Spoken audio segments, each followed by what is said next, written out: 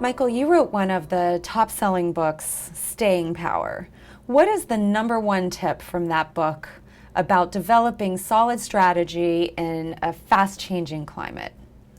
So that book is about 6 principles. I tend to write books that have lists of principles rather than ironclad rules, let's say, although the last book is about rules.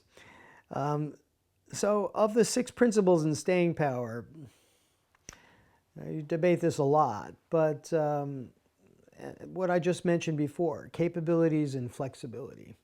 So if you're in a market that's changing quickly and unpredictably, you have to have a flexible organization, and that kind of goes without saying. So it's easy to say, how do you execute on that? And so I've studied this in many contexts for many, many years. So one of the ways to build in flexibility into your processes and operations is to do things in shorter iterations. So let's say rather than have simply a 1-year budgeting cycle, break that cycle into monthly budgets and 6-month budgets, as well as longer term budgets for deeper kind of projects.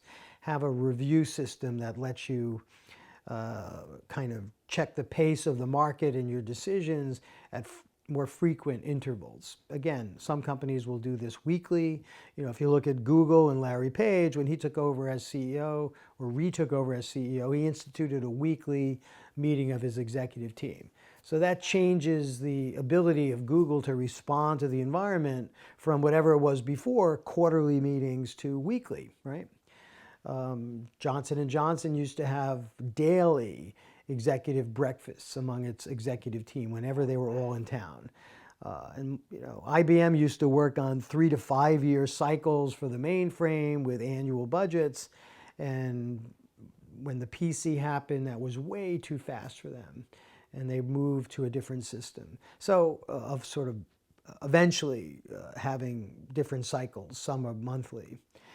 So this kind of flexibility you can build into your structures, budgeting, planning, processes. Flexibility is also part of people. People with rigid versus more open mindsets. And you can tell that after talking or interviewing someone in depth. So do you want to hire flexible people, or do you want to hire narrow, very structured, discipline-based people? They may be good for some things, but not good for other things. You need a mix of people.